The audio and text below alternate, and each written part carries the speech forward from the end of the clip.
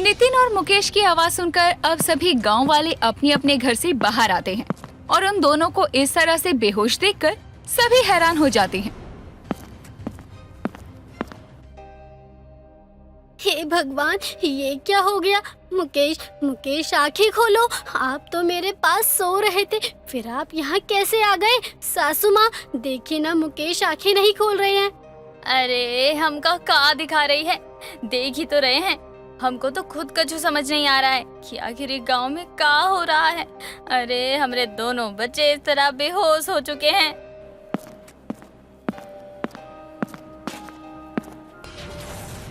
ये दोनों भी यहाँ पर बेहोश हो गए। हो ना हो इनकी ये हालत भी उसी बच्चे ने की है। भाग्या काकी, आप चिंता मत कीजिए, सब ठीक हो जाएगा। काली भाग्या से बात कर रही थी कि तभी उसकी नजर एक पेड़ पर जाती है जहाँ उसको एक छोटा बच्चा दिखाई देता है। भाग्या काकी, गांव में जो कुछ भी हो रहा है इससे हम खुद को बचा तो नहीं सकते, पर हाँ, इन सब से बचने का एक ही तरीका है और वो है नकाब वाली। अब वही हमें इन सब चीजों से बचा सकती है।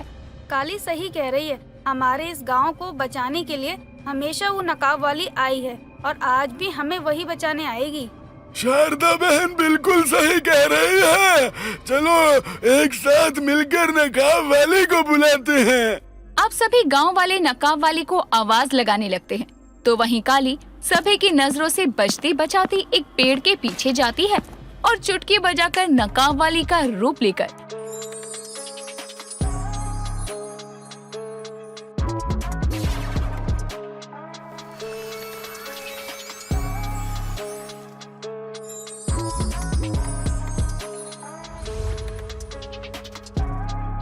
सभी गांव वालों के सामने आ जाती है। नकाब वाली को देखकर सभी की आंखों में एक चमक आ जाती है।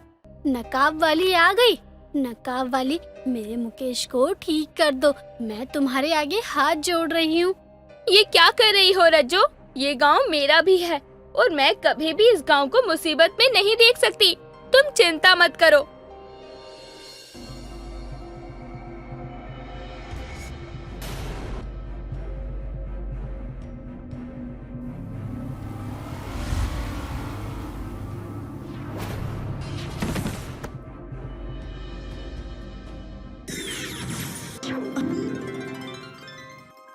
अब आप सबको चिंता करने की कोई जरूरत नहीं है।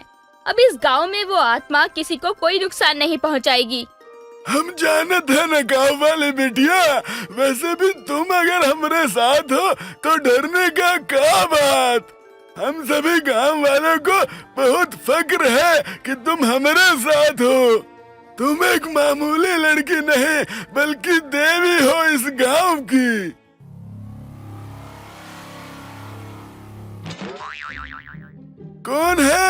कौन है रे जो हमको मारने की जुर्रत कर रहा है बुड़बक? अरे ज्यादा मुंह न चलाओ, भूल गए का? ये एगो आत्मा है जो सबको दुखी किया है। अगर ज्यादा मुंह चलाओगे कहीं ऐसा ना हो बेहोश होने का अगला नंबर आपका ही हो। बस बहुत हो गया इस बच्चे का। अब इसके अस्तित्व के बारे में पता तो लगाना ही पड़ेगा। काली खुद से बातें कर ही रही थी कि तभी वो बच्चा काली के पास आता है और उसका हाथ पकड़ लेता है। उसका हाथ पकड़ते ही बच्चे को एक झटका लगता है, जिसके बाद वो बच्चा अपना हाथ हटाने लगता है। पर तभी काली भी उस बच्चे का हाथ अपने दूसरे हाथ से पकड़ लेती है। जैसे ही काली उस बच्चे का हाथ पकड़ती है, वैसे ही उसे एक झलकी आती है।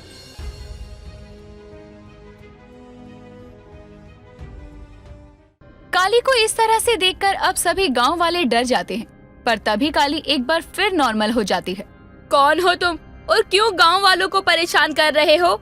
नकाब वाली बेटा, ये तुझे क्या हो गया?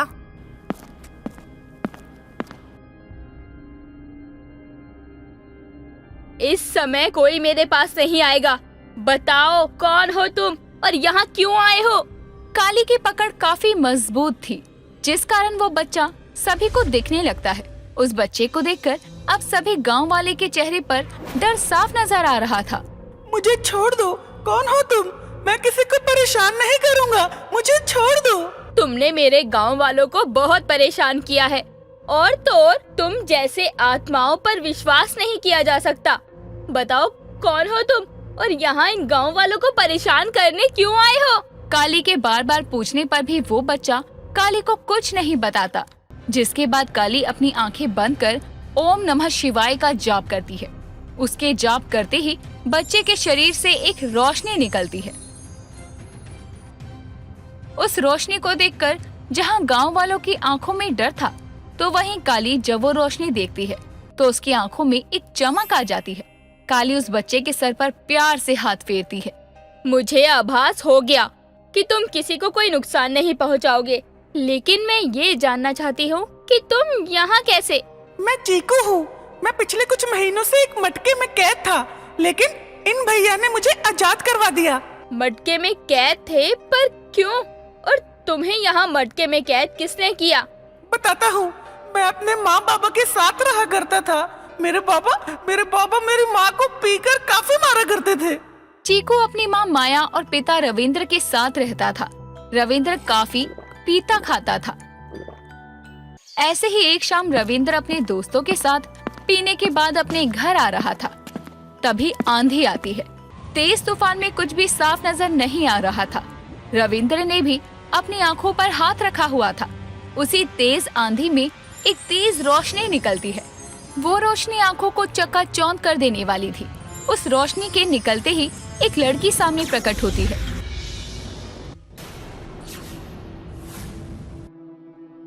आंखें खोलो रविंद्र, देखो तुम्हारे सामने तुम्हारे दुखों को हरने वाली आ गई है। लड़की की आवाज सुनकर रविंद्र अपनी आंखें खोलता है और अपने सामने एक ऐसी लड़की को देखता है जो कि एक आम इंसान से पूरी तरह से अलग थी। कौन हो तुम? और मुझे इतनी रात के तुम इस इंसान सड़क पर रोके क्यों खड़ी हो? डरो मत, मैं तुम्हें कुछ नहीं करूंगी और तुम मुझे अपना मसीहा समझ सकते हो।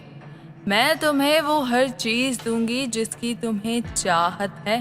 पर तुम मुझे ये सब क्यों दोगी? ना तो मैं तुम्हें जानता हूँ और ना ही तुम मुझे, तो फिर ये सब? तुम मुझे नहीं जानते, पर मैं तुम्हें बखूबी जानती हूँ। अगर तुम्हें अपने दुखों से मोक्ष पाना है तो चलो मेरे साथ। मैं तुम्हें मोक्ष की मंजिल तक पहुँचाऊंगी और तुम्हें हर वो चीज मिलेगी जिसके तुम हकदार हो। तो चलना चाहोगे?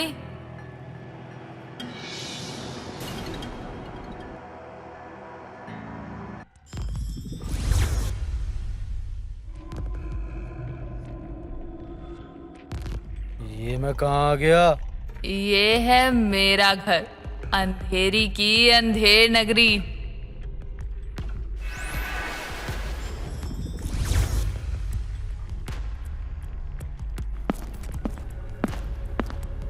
ये क्या है और मैं कहाँ हूँ? डरो मत रविंद्र, यहीं से तुम्हारी सारी इच्छाएं पूरी होंगी। बताओ क्या चाहिए तुम्हें? क्या सच में मुझे यहाँ से वो सारी चीजें मिलेंगी जो मुझे चाहिए? अगर ऐसा है तो मैं आजमा कर देखना चाहूंगा एक बार। हाँ हाँ जरूर आजमाओ रविंद्र। धन दौलत वैभव और जिंदगी की हर वो खुशी तुम्हें मिलेगी जिसकी उम्मीद लेकर तुम यहाँ आओगे। उसकी बातों और आंखों से रविंद्र सम्मोहित हो जाता है। मुझे मेरे गांव का सबसे अमीर आदमी बनना है।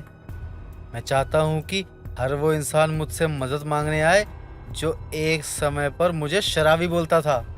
जरूर, मैं तुम्हारी इस इच्छा को जरूर पूरा करूंगी, लेकिन बदले में मुझे भी तुमसे कुछ चाहिए।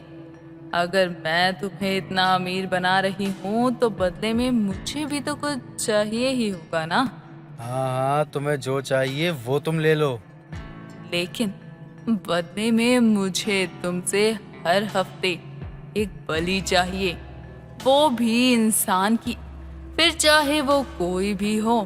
और हाँ, अगर तुम अपने काम में असफल हुए तो मैं तुम्हारी बलि चढ़ा दूंगी और फिर करूंगी मैं अपने काल को जिंदा। अपनी बात पूरी कर वो रविंद्र के आगे पैसों की भरमार कर देती है, जिसे देखकर रविंद्र खुशी से फूले नहीं समाता और वो उन पैसों को लेकर वहाँ से चला जाता है। इस तरह अब वो हर हफ्ते किसी न किसी को बहला फुसला कर अंधेरी के पास ले जाता और अंधेरी के साथ मिलकर उसकी बलि चढ़ा देता। 15 दिन गुजर जाते हैं और इन 15 दिन में रविंद्र ने एक भी बलि नहीं दी थी, जिस कारण अंधेरी रविंद्र के सपने में आती है। रविंद्र, तूने वादा किया था कि हर हफ्ते तू मुझे एक बलि देगा, लेकिन तूने मुझे पिछले 15 दिनों से कोई बलि नहीं दी है। धन वैभव के लालच में तू ये भूल गया है कि अगर तूने मुझे बलि नहीं दी तो इसमें कितना बड़ा नुकसान होगा तेरा। तूने मुझे बलि नहीं दी है, इसलिए अब मैं तुझे यहाँ लेने आई हूँ। मुझे माफ कर दो, मैं भी लाता हूँ किसी को आपके पास। मेरे पास कोई नहीं है, नहीं है, नहीं है, नहीं है। अरे कोई मेरी बातों में नहीं आ रहा, मैं क्या करूं, मैं क्या करूं? क्यों ना मैं माया की ही। अजी क्या हुआ? आप इस तरह से मुझे घूर क्यों रहे हो और आप चिल्ला क्यों रहे थे? माया, मुझे सपने में भगवान दिखे और उन्होंने मुझे तेरी कद्र समझाई। मुझे माफ कर दे, मैंने तुझ पर बहुत जुल्म किए हैं, मैंने तुझे बहुत तकलीफें दी है ना। हो सके तो मुझे माफ कर देना। कोई बात नहीं जी, देर आए दुरुस्त आए। माया, मैं तुझे एक ऐसी जगह ले जाना चाहता हूँ जहाँ मैं तुझे कभी तकलीफ नहीं होने दूंगा। चल मेरे साथ। उस रात रविंद्र अपनी पत्नी को अंधेरी के पास ले जाता है और वो दोनों मिलकर माया की बलि चढ़ा देते हैं। पर इस बात से अनजान रविंद्र कि उसके बेटे ने ये सब देख लिया है, वो वहाँ से निकल जाता है और सीधा अपने घर जाने लगता है। पर तभी चीकू पीछे से अपने पापा को आवाज लगाता है। पापा, पापा आपने मम्मी को मार दिया। आप दरिद्र हो पापा, माँ सही बोलती थी, आप किसी के भी सगे नहीं हो। आप रविंद्र को कुछ भी समझ नहीं आ रहा था कि अब उसे क्या करना चाहिए। चीकू पुलिस को सब कुछ बता न दे, इसीलिए वो अपने बेटे को उठाता है और अंधेरी के पास ले जाता है और उसे सब कुछ बता देता है।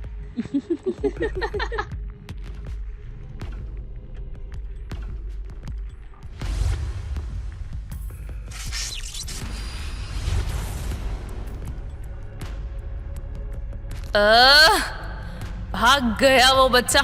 उस बच्चे की आत्मा पवित्र है, उस पवित्र आत्मा से ही मैं अपने काल को इस दुनिया में जिंदा बुला सकती हूँ। अगर मुझे वो बच्चा नहीं मिला तो इतने समय में मेरी इन आत्माओं को इकट्ठा करने की सारी मेहनत बर्बाद हो जाएगी।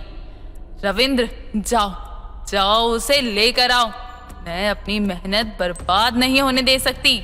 अंधेरी के कहने पर रविंद्र अपने बेटे की आत्मा की तलाश में बाहर जाने लगता है, पर उसका पैर एक पत्थर से टकरा जाता है और वो सीधा कुल्हाड़ी पर गिर जाता है। ये भी मारा गया। लगता है मैंने इंसान ही गलत चुन लिया। मैं उस बच्चे को ऐसे नहीं छोड़ सकती। मुझे काल को यहाँ लाना होगा और उन्हें लाने के लिए इस बच्चे की आत्मा का होना बहुत जरूरी है। इस अमावस्या की रात अगर मैंने काल को जीवित नहीं किया तो वो यहाँ नहीं आएंगे, और अगर वो यहाँ नहीं आए तो मैं उनके साथ कैसे रहूंगी, कैसे राज करूंगी मैं उनके साथ यहाँ पर। नहीं, मुझे उस बच्चे की आत्मा को ढूंढकर यहाँ लाना ही होगा। इस तरह मैं वहाँ से भाग गया, पर भागने के बाद मुझे छुपने के लिए एक शरीर की जरूरत थी और मैंने एक शरीर को ढूंढा। लेकिन जब उन्हें मेरे बारे में पता चला तो उन लोगों ने एक तांत्रिक द्वारा मुझे मटके में कैद कर दिया। उसके बाद मुझे नहीं पता कि मैं कहाँ हूँ। मैं यहाँ किसी को नुकसान पहुँचाने नहीं, बल्कि मैं यहाँ सबके साथ खेलने आया था। उन बूढ़ी आंटी की मैंने ही मदद करी थी। हाय दैया, हमको बुड्ढी बोला ये बच्चा। तुम्हारे साथ बहुत गलत हुआ है, पर अगर कोई तुम्हारी आत्मा को ढूंढ रहा है तो इसका मतलब ये हुआ कि वो यहाँ भी पहुँच सकती है। हाँ, तुम बिल्कुल सही कह रहे हो हर्ष, पर वो किसको जिंदा करना चाहती है इसका पता अब तभी लगेगा जब वो हमारे सामने आएगी, और हम उसके सामने आने का इंतजार नहीं कर सकते। इस बच्चे को मुक्त भी करवाना है, पर कैसे? दीदी, दीदी मुझे मेरी माँ से मिलवा दो, हम दोनों ही मुक्त हो जाएंगे। अगर तुम्हारी मुक्ति का यही रहस्य है तो मैं तुम्हें तुम्हारी माँ से जरूर मिलवाऊंगी, पर वो जगह है कहाँ? दीदी, ये तो मैं नहीं जानता, पर वहाँ बहुत सारी आत्माएं कैद है जो कि फंसी हुई है। चीकू की बात सुनकर काली को अब ये तो पता चल गया था कि उसके ऊपर ना सिर्फ चीकू बल्कि और भी आत्माओं को आजाद करवाने की जिम्मेदारी थी। और ये तभी होगा जब काली उस अंधेरी के पास पहुंचेगी।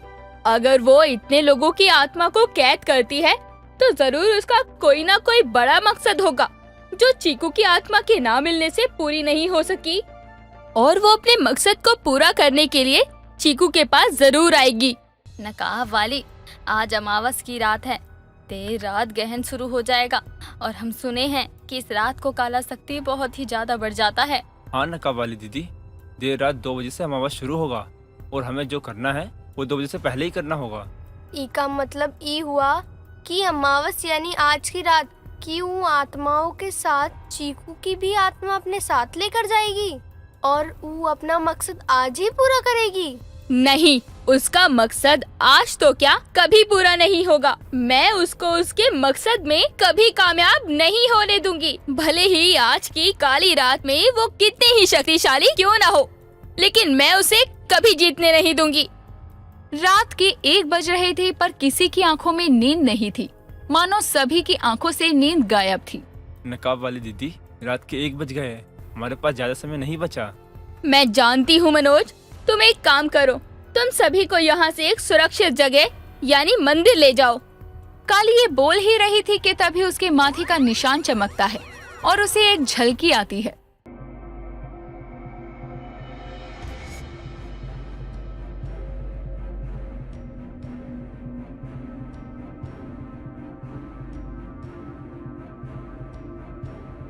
सचिव जी! क्या हुआ नकाब वाली? सचिव जी खतरे में है। पंचायत ऑफिस में इस बात से बेखबर कृष के गांव में क्या हो रहा है, वो अपने बेड पर सो रहा था, पर तभी अचानक कृष की आंख खुलती है और उसकी नजर छत पर जाती है।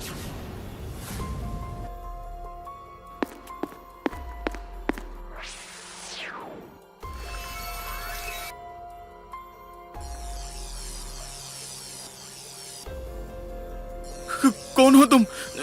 मेरे पास क्यों आई हो तुम? अंधेरी हूँ मैं, अंधेरी, अंधेर नगरी की रानी। पता वो बच्चा कहाँ है? कौन सा बच्चा? कैसा बच्चा? मैं किसी बच्चे के बारे में जानता ही नहीं। कृष की बात सुनकर अंधेरी जोर से हंसती है और एक काले धुएं में तब्दील होकर कृष के अंदर चली जाती है।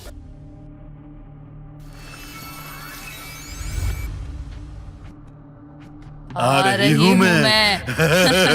आज अमावस्या की रात है और आज की रात मैं अपने मकसद में जरूर कामयाब होंगी।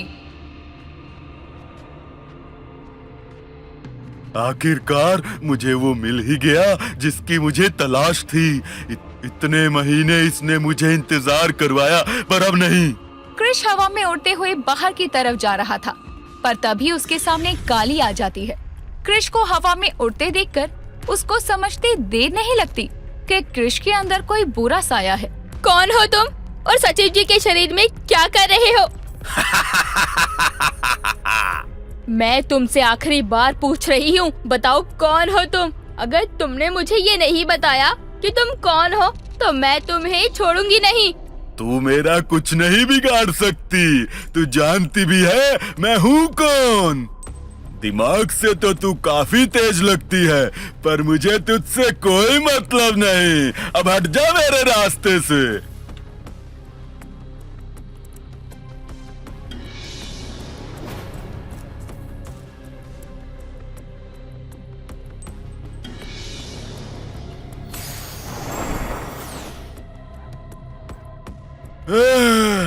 कौन है तू? तेरे अंदर इतनी शक्तियाँ? तू कोई मामूली लड़की नहीं है। मैं तेरी मौत हूँ, मौत। बता तू कौन है और यहाँ क्या करने आई है और तेरा मकसद क्या है?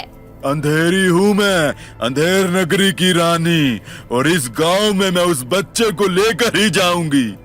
यहाँ से तू किसी को नहीं ले जा सकती है अंधेरी। काली की बात सुनकर कृष के अंदर की अंधेरी को काफी गुस्सा आता है और वो एक बार फिर हवा में उड़ने लगती है। तूने मेरा रास्ता रोक अच्छा नहीं किया लड़की, अब तू देख मैं क्या करती हूँ।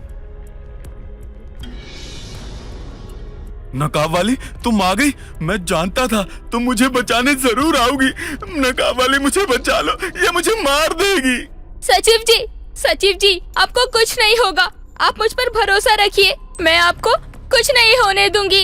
काली की ये बात सुनकर कृष की आंखें लाल हो जाती है और वो हंसते हुए काली से बोलता है। बचा सकती है तो बचा ले, नकाब वाली।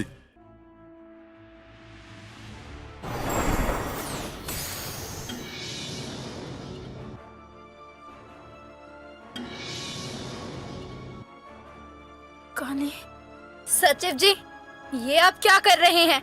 छोड़ दीजिए नकाब वाली बिटिया को। बीच में कोई भी आया तो मुझसे बुरा कोई नहीं होगा। मेरी तुम में से किसी के साथ कोई दुश्मनी नहीं, इसलिए बीच में आने की गलती मत करना।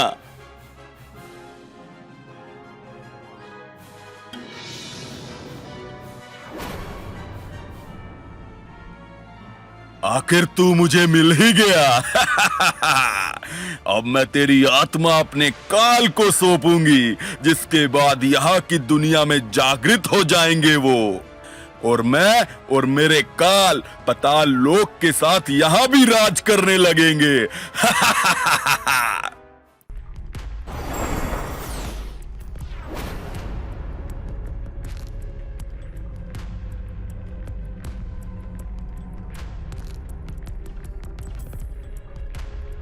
बचाओ दीदी, मेरी मदद करो। मैं इसके साथ कहीं भी नहीं जाना चाहता हूँ, ये मुझे ले जाएगी। तुझे मुझसे कोई नहीं बचाएगा। तो इस बच्चे को कहीं नहीं ले जा सकती है। ये बच्चा और तू यहाँ आए तो अपनी मर्जी से है, लेकिन यहाँ से जाओगे मेरी मर्जी से। मैं अंधेर नगरी की रानी हूँ। अंधेरा अंधेरी का साथी है। इस अंधेरे में मुझे तू तो क्या, कोई भी नहीं रोक सकता।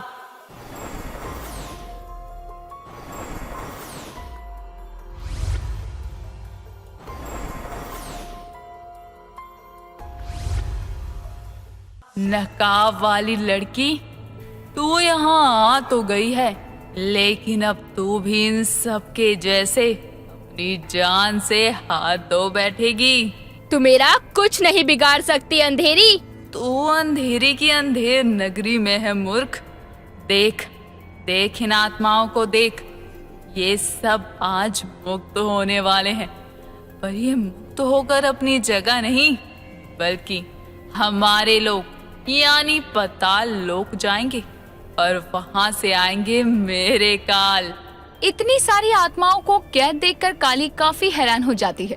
तो वहीं अंधेरी अपने दोनों हाथ को जोड़कर एक मंत्र पढ़ने लगती है।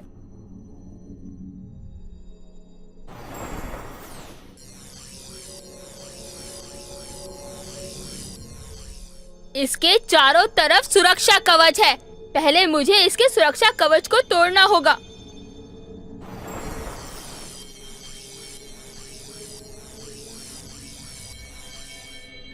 ये क्या हो रहा है? मैं इसका सुरक्षा कवच तोड़ क्यों नहीं पा रही हूँ? काली अंधेरी के सुरक्षा कवच को तोड़ नहीं पाती। उसे समझ नहीं आ रहा था कि वो अंधेरी को कैसे हराए। अंधेरी को हराने के लिए काली कई तरह से वार करती है, लेकिन अंधेरी को कुछ नहीं होता। थोड़ी देर बाद वहाँ जितनी भी बोतलें थी वो एक एक करके अंधेरी के घेरे में जा रही थी। ये देखकर काली उन बोतलों को रोकने के लिए अपनी आंखें बंद करती है। ओम नमः शिवाय, ओम नमः शिवाय, ओम नमः शिवाय। काली के मंत्र पढ़ते ही वहाँ की आत्माओं से भरी बोतलें जो अंधेरी के पास जा रही थी, अब वो उसके पास ना जाकर काली के पास आ जाती है।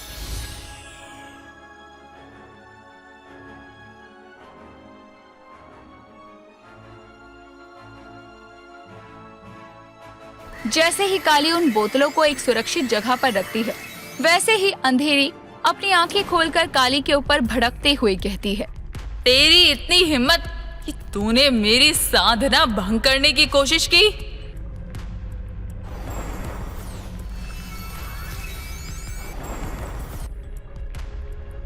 ने यहाँ आकर इन आत्माओं को बचाकर बहुत बड़ी गलती की है। इस गलती की सजा तुझे नहीं, उस चीकू को मिलेगी। मैं कहती हूँ छोड़ दे चीकू को और चली जा अपने पाताल लोक। कभी नहीं। मैं यहाँ इस दुनिया में अपने काल को जिंदा कर उनके साथ यहाँ राज करना चाहती हूँ। मैं अपने मकसद को ऐसे अधूरा नहीं छोड़ सकती।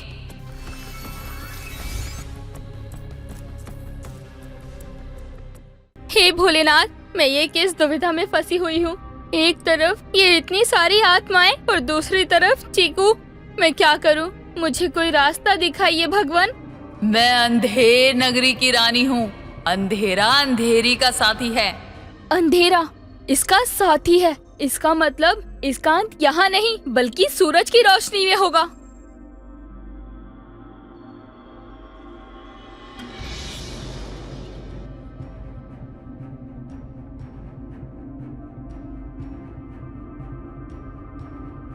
काली अब अपनी शक्तियों के इस्तेमाल से उस रोशनी की तरफ हमला कर देती है।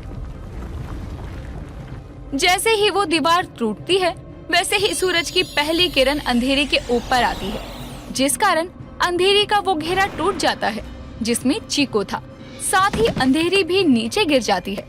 तू कोई साधारण लड़की नहीं है, ये मैं बहुत अच्छे से समझ गई हूँ।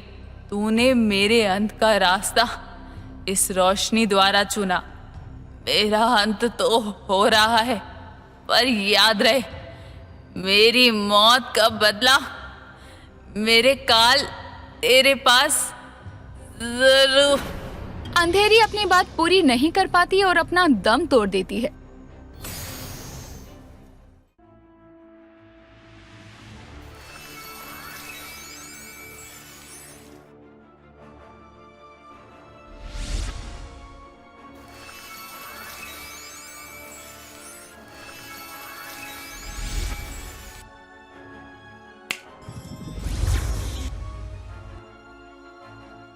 नकाब वाली को देखकर सभी गांव वालों के चेहरे पर एक मुस्कान आ जाती है। नकाब वाली, तुम ठीक तो हो ना? हाँ बिटिया, तुम ठीक तो हो ना? कहीं लगे तो ना है तुमको? मैं ठीक हूँ सरपंच जी। ये बताइए सचिव जी कहाँ हैं? वो तो ठीक है ना? अरे हाँ हाँ, वो बिल्कुल ठीक है। अब भला जिस गांव पे तुम्हारा हाथ हो, उस गांव के लोगों को भला कैसे कुछ हो सकता है? वैसे इन सब में काली कहीं नजर नहीं आ रही। नकाब वाली से काली के बारे में बात करना सही होगा क्या? हर्ष के मन की बात काली सुन लेती है, पर वो उसको उसकी बातों का जवाब नहीं देती। अच्छा, अब मैं चलती हूँ। अरे काली, तुम कहाँ थी? अरे तुम्हें पता भी है कल रात से यहाँ पर क्या हुआ है? अरे तुम ठीक तो हो ना? तुम्हें कहीं लगी तो नहीं है ना? हाँ हर्ष, मैं ठीक हूँ, मुझे कुछ नहीं हुआ। सभी गांव वालों को अब इस बात का सुकून था कि अब किशनगढ़ पर कोई मुसीबत नहीं थी। वो बच्चा भी आजाद हो गया था और सही सलामत था। किशनगढ़ एक बार फिर से चैन की सांस लेता है।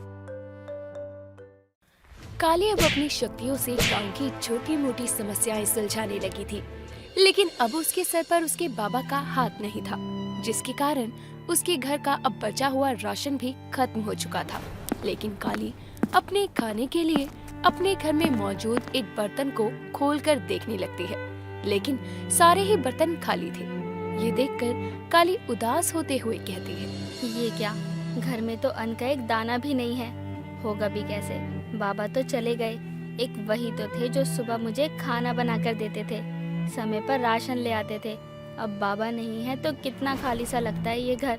गोरी होती तो कहती, काली ऐसे जिंदगी तो नहीं कटेगी ना, तुझे तेरी जिंदगी का इतना बड़ा मकसद मिला है, उसके लिए तुझे जिंदा रहना होगा, इसलिए चल कुछ काम ढूंढ ताकि खाना खाने के लिए पैसे आ सके। काली काम की तलाश में अपने घर से निकली ही थी कि तभी पड़ोस के घर में रहने वाले बिरजू काका, जो कि काली के स्वर्गवासी पिता के बचपन के दोस्त भी थे, उसको जाते हुए देखकर बोलते हैं, अरे काली बिटिया, कहाँ जा रही हो? अपनी माँ से मिलने के लिए? नहीं काका, माँ से मिलने तो शाम के समय जाती हूँ, अभी तो किसी काम की तलाश में जा रही हूँ। अब भले ही अकेले रह गई हूँ, लेकिन खाने पीने के लिए कमाना तो पड़ेगा। हाँ बिटिया, बात तो तुम्हारी सही है, लेकिन जिस उम्र में हाथ पीले होने चाहिए थे, उस उम्र में तुमको अब इतनी जिम्मेदारियाँ उठानी है। आलोक होता तो तुमको ये सब करना ही नहीं पड़ता। वो अपनी दोनों बेटियों से बहुत प्यार करता था, बचपन से हम दोनों साथ थे, लेकिन बेचारे की किस्मत, पहले एक बेटी छोड़ गई, बाद में वो खुद दूसरी बेटी को बेसहारा छोड़ गया। होनी को कौन टाल सकता है काका, भगवान तो वैसे भी गरीबों के साथ मजाक करने के लिए आगे रहता है। हाँ बेटी, लेकिन होनी को टाला जा सकता है। अगर इंतजाम पहले से पुख्ता हो। लेकिन आलोक जहाँ काम करता था वहाँ का मालिक इतना लापरवाह है कि उसकी लापरवाही के कारण मेरा दोस्त और तेरा पिता मुझसे छिन गया। उसका घमंड देखा मैंने जब तेरे पिता की मौत पर वो तुझे चेक दे रहा था। खैर बिटिया ये सब छोड़, गांव के स्कूल में कुछ भर्ती निकली है। कल ही प्रचार करने के लिए कुछ लोग आए थे। तू एक बार वहाँ जाकर काम पता कर ले। हाँ काका, ये सही रहेगा। स्कूल में काम करूँगी तो माँ के लिए भी समय मिल जाएगा। चलिए मैं चलती हूँ, पता करके आती हूँ। काली बिरजू से बातें करके आगे गांव के स्कूल की ओर बढ़ने लगती है। काली इस बात से अनजान थी कि वो जिस स्कूल में नौकरी के लिए जा रही है वो स्कूल हर्ष की माँ का है। काली के वहाँ पहुँचने पर जैसे ही हर्ष की नजर काली पर जाती है, वो उसको अपनी माँ के स्कूल में देखकर हैरान होता है और उसके पास जाकर कहता है, तुम यहाँ क्या कर रही हो काली? क्यों, मैं यहाँ नहीं आ सकती? और ये सवाल तो मुझे करना चाहिए मिस्टर हर्ष। क्या आप मेरा पीछा कर रहे हैं? अब तो ये आपकी साइट नहीं है, आप तो बाबा वाली साइट के मालिक थे ना, तो आप इस स्कूल में क्या कर रहे हैं? बोलिए। वो बात ये है कि ये स्कूल मेरी माँ का है और मेरी माँ के इस दुनिया से चले जाने के बाद मैं इसको संभालता हूँ, तो कभी कभी यहाँ ये देखने आ जाता हूँ कि सब ठीक है ना। अब आप बताइए मैडम, आप यहाँ कैसे? वैसे तो मैं यहाँ नौकरी के लिए आई थी, लेकिन अब जरूरत नहीं है। मुझे यहाँ नौकरी नहीं करनी, क्योंकि ये जगह तुमसे रिलेटेड है, जिसकी फैक्ट्री साइट पर मेरे बाबा की जान गई थी। ओ कोल्ड हार्टेड इंसान, पहली बात तो देखो तुम्हारे बाबा की मौत का अफसोस मुझे भी है और उनकी जान मेरी वजह से नहीं गई। मुझे मजदूरों ने बताया था कि उनको मना किया गया था कि इतनी ऊंचाई पर इतनी ईंटें ढोकर मत ले जाओ, रिस्की है, लेकिन वो माने ही नहीं। अब बताओ इसमें मेरी क्या गलती है? मैं कभी नहीं चाहता कि किसी मजदूर की जान जाए। हाँ जानती हूँ तुम्हारी कोई गलती नहीं है, लेकिन फिर भी तुमको देखकर मुझे वही सब याद आएगा, तुम्हारा चेक देना और सब, इसलिए मैं यहाँ काम नहीं करूँगी। वाह, जब तुम्हारे साथ मिलकर एक लड़की को नदी में कूदने पर बचाया तब तुम्हें ये याद नहीं आया? अरे मरे हुए इंसान की लटकी हुई बॉडी को नीचे उतारा तब भी तुम्हें कुछ नहीं याद आया? तुम्हारा ड्राइवर बनके यहाँ से वहाँ तुमको लेकर गया तब तुम्हें ये सब याद बिल्कुल नहीं आया? अजीब लड़की हो यार, मतलब मदद लेकर शुक्रिया कहना तो आता नहीं, ऊपर से टॉन्ट मार कर और जा रही हो। अरे मेरी वजह से तुम यहाँ नौकरी नहीं कर सकती है तुम्हें ही लगता है, तो मत करो, ठीक है? कह तो सही रहा है, लेकिन खैर छोड़ो। सॉरी, मेरे कहने का वो मतलब नहीं था। तुमने अब तक जो किया उसके लिए तुम्हारा शुक्रिया, लेकिन अब मैं तुम्हारी और मदद नहीं ले सकती। काली ये बोलकर वहाँ से जाने लगती है कि तभी थोड़ा आगे जाकर उसके सर के निशान में तेज की दर्द होता है और वो चक्कर खाकर गिरने ही वाली होती है कि वो किसी तरह खुद को संभाल कर लड़खड़ाते हुए घर आती है। तभी उसे एक बार फिर बिरजू नजर आता है और उसे देखकर कहता है, कोनो बात है क्या बिटिया? नौकरी की सुनकर कैसन खिली खिली गई थी और अब देखो कैसे मुरझाई हुई वापस आई हो। तबीयत तो ठीक है ना? काका, मैं उस स्कूल में नौकरी नहीं कर सकती, क्योंकि वो स्कूल उसी हर्ष का है जिसकी साइट पर बाबा की मौत हुई थी, और हर्ष को देखकर मुझे बाबा को खोने का गम याद आ जाता है। इसलिए मैं मना कर आई कि मैं वहाँ काम नहीं करूँगी। अच्छा, अभी मैं घर जाती हूँ, थोड़ी तबीयत खराब है। काली ये बोलकर आंखों में आंसू भरे वहाँ से अपने घर के अंदर आ जाती है और बिरजू भी अपने घर की ओर चला जाता है। काली घर पहुंची ही थी कि तभी काली के सर का निशान फिर से दर्द करता है और वो वहीं गिर पड़ती है, जिसके बाद अगली सुबह जब उसे होश आता है तो वो चिल्लाते हुए उठती है, हर्ष! वहीं दूसरी तरफ फैक्ट्री साइट का इंस्पेक्शन करने आज हर्ष रोज से जल्दी आ चुका था, जहां वो सभी मजदूरों को काम करता देखता है। लेकिन तभी उसकी नजर एक नकाबपोश आदमी पर जाती है, जो कि फैक्ट्री साइट के छोटी मोटी काम कर रहा था। उसको देखकर हर्ष अपने सुपरवाइजर चंदन को बुलाकर कहता है, चंदन वो आदमी कौन है? इससे पहले तो मैंने उसको अपनी साइट पर कभी नहीं देखा, और ये ऐसे हुलिये में क्यों आया है? चेहरा पूरा ढका हुआ है इसका। साहब, ये आदमी सुबह सुबह यहीं बैठा था भूखा प्यासा। इसने मुझसे बहुत मिन्नतें की कोई काम मिल जाए तो, इसलिए मैंने इसको काम दे दिया। आपको ऐतराज है तो मैं... अरे नहीं नहीं, निकालने की जरूरत नहीं है, कोई नहीं, जाइए आप देखिए सबके काम को। जी साहब। चंदन इतना बोलकर फैक्ट्री साइट के लोगों के काम का जायजा लेने लगता है, तो वहीं वो नकाबपोश आदमी धीरे धीरे हर्ष की ओर बढ़ने लगता है, और जब वो हर्ष के बेहद करीब आ जाता है तो वो हर्ष पर चाकू से हमला करने वाला होता है कि तभी अचानक वहाँ काली आती है और नकाबपोश आदमी को धक्का देने के चक्कर में काली के हाथ पर उसका चाकू लग जाता है। ये सब देखकर वो आदमी वहाँ से भाग निकलता है। तो वहीं हर्ष अचानक से अपने ऊपर हुए हमले में काली को बीच में आते देखकर कहता है, काली, काली, चंदन तुम इसको संभालो, मैं उस आदमी को देखता हूँ। हर्ष ये बोलकर उस नकाबपोश आदमी को पकड़ने के लिए उसके पीछे दौड़ता है, लेकिन हर्ष के हाथों से वो आदमी बचकर निकलने में कामयाब होता है, जिसके कारण हर्ष भागते हुए अपनी फैक्ट्री साइट काली को देखने के लिए जाता है, जहाँ काली नहीं थी। जिस पर हर्ष वहाँ मौजूद अपने मजदूरों पर चिल्लाते हुए कहता है, काली कहाँ गई? अरे कोई उसको हॉस्पिटल लेकर गया कि नहीं? काली कहाँ है? साहब, वो मैडम खुद ही आपके जाने के बाद उठकर चली गई। हमने कहा भी कि हम उनको दवाखाने ले चलते हैं, लेकिन उन्होंने मना कर दिया। अरे तुमने उसे अकेले कैसे जाने दिया? उसने मुझे बचाते हुए घाव खुद पर लिया। तुम लोगों से ये उम्मीद नहीं थी। हर्ष इतना बोलकर काली को ढूंढते हुए पास के अस्पताल जाता है, लेकिन काली का कोई पता नहीं होता। आसपास के दवाखाने पर भी हर्ष देख चुका था, लेकिन काली अपने घाव की बरहम पट्टी करवाने कहीं नहीं आई। हर्ष को जब काली किसी भी अस्पताल और दवाखाने में नहीं मिलती, तो वो उसको ढूंढने उसके घर जाता है, जहाँ पहुंचकर वो देखता है कि काली अपने घर में बैठी अपने हाथ पर पट्टी कर चुकी थी। ये देखकर हर्ष उस पर चिल्लाते हुए कहता है, ये क्या था काली? तुम वहाँ से ऐसे क्यों चली गई? और तुम्हारा घाव ज्यादा तो नहीं लगी? इतना बोलकर हर्ष जैसे ही काली के हाथ को छूने को होता है, तभी काली अपने हाथ को पीछे करते हुए हर्ष को कहती है, मैं ठीक हूँ, मैंने पट्टी कर ली है, ज्यादा गहरा घाव नहीं है, ठीक हो जाएगा। लेकिन तुमको खुद से डॉक्टर बनने की क्या जरूरत थी? एक तो पता नहीं कौन था वो जिसने मुझे मारना चाहा, और तुम वहाँ अचानक कैसे आई? तुम्हें क्या पहले से पता था ऐसा कुछ होने वाला है? हर्ष की ये बात सुनकर काली अपने उस रात के सपने के बारे में सोचने लगती है। मुझे कैसे पता होगा? वो मैं तुमसे कल के बर्ताव के लिए माफी मांगने आई थी, तभी उस आदमी को चाकू लेकर तुम्हारे पास आते देखा, तो ये। थैंक यू काली मुझे बचाने के लिए, और सॉरी मेरी वजह से तुम्हें चोट लग गई। कोई नहीं, तुम्हारी गलती नहीं थी, और माफी तो मुझे मांगनी चाहिए। कल मैंने तुमको बहुत कुछ बोल दिया, प्लीज तुम मुझे माफ कर देना। अगर तुमको मेरी माफी चाहिए तो तुमको मेरी एक बात माननी पड़ेगी। तुम मेरे स्कूल में टीचर की जॉब कर लो।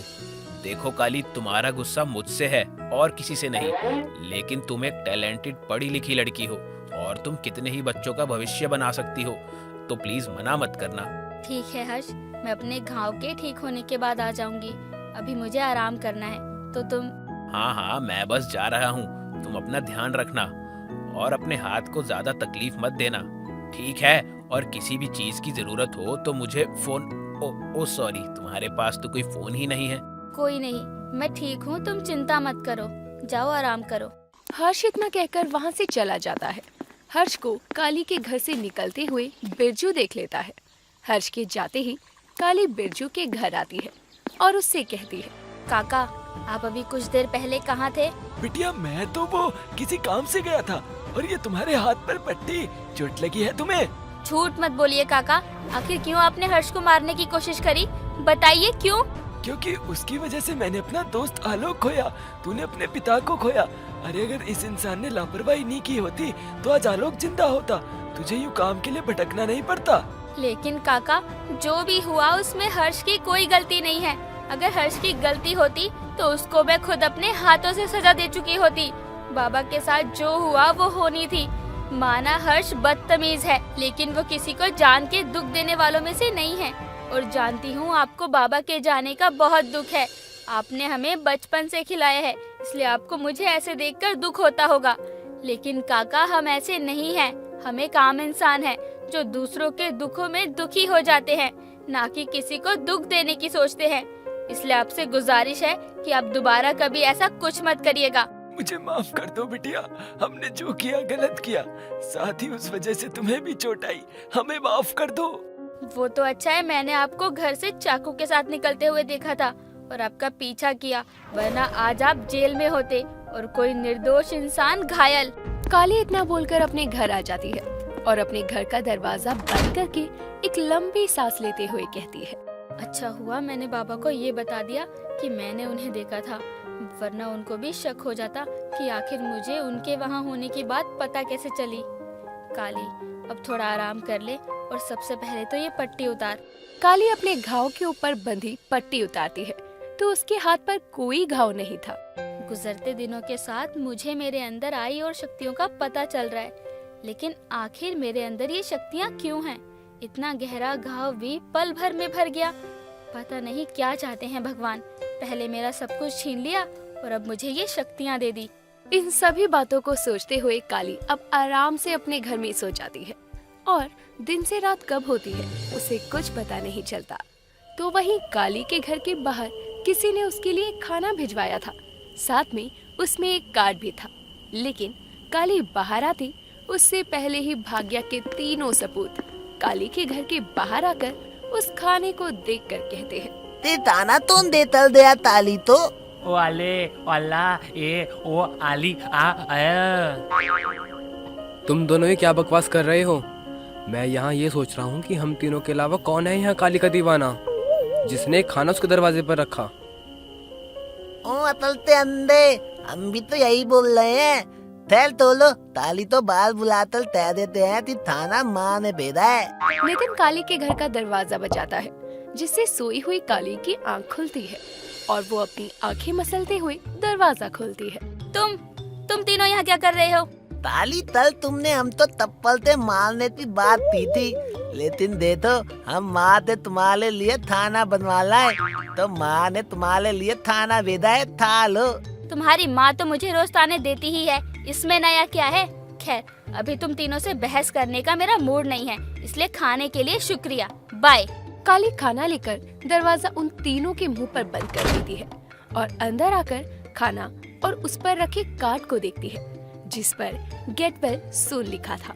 ये देखकर काली मुस्कुराती हुई कहती है, ये नील, नितिन, मुकेश भी ना कितना परेशान करते हैं मुझे, पर मुझे अच्छा लगा कि उन्होंने मेरे लिए खाना भिजवाया।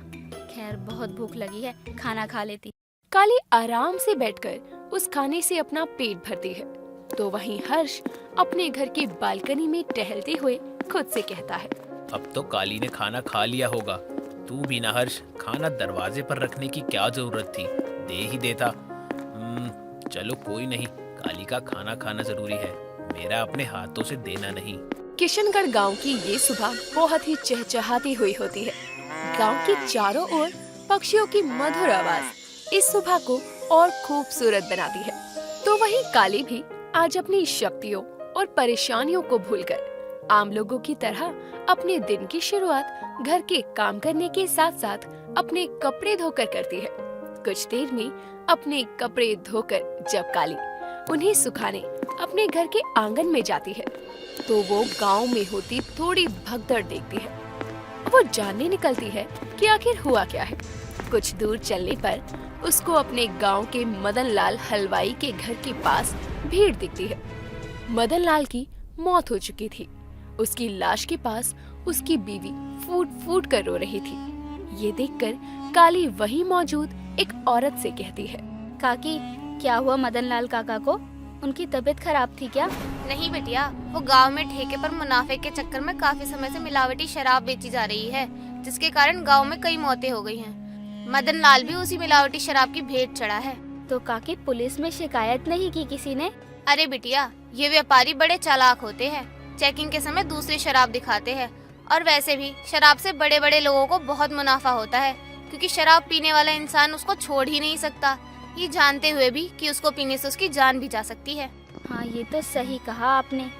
गांव में ये सब हो रहा है और मुझे पता भी नहीं चला। काली, अब तुझे कुछ करना होगा।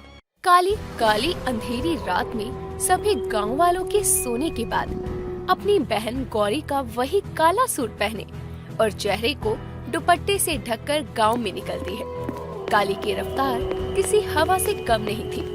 वो शराब की ठेके के पास जा ही रही थी कि तभी उसे एक घर से शोर सुनाई देता है और वो एक घर के पास आकर खिड़की से देखती है, तो खिड़की से झांकने के बाद उसे एक शराबी दिखता है जो अपनी पत्नी को शराब के नशे में धुत होकर डंडे से पीट रहा था। क्यों मार रहे हैं मुझे? मैंने आपसे यही तो बोला है कि इस शराब की लत को छोड़ दीजिए। अब तू मुझे बताएगी कि मुझे कब पीनी है और कब नहीं? होती कौन है मुझे ये सब बताने वाली? मैं पत्नी हूँ आपकी और मेरा धर्म है आपको ये सब समझाना। अरे हलवाई की जान इस शराब की वजह से चली गई और आप तो एक किसान हो, आपको कुछ हो गया तो हमारे बच्चों का क्या होगा? हे भगवान, अगर तू इस दुनिया में है तो मेरे पति को मेरे दर्द का एहसास करवा और ये बता कि मैं इस बेवकूफ का कितना भला चाहती हूँ। शराबी उसकी एक नहीं सुनता और उसे फिर से मारने लगता है।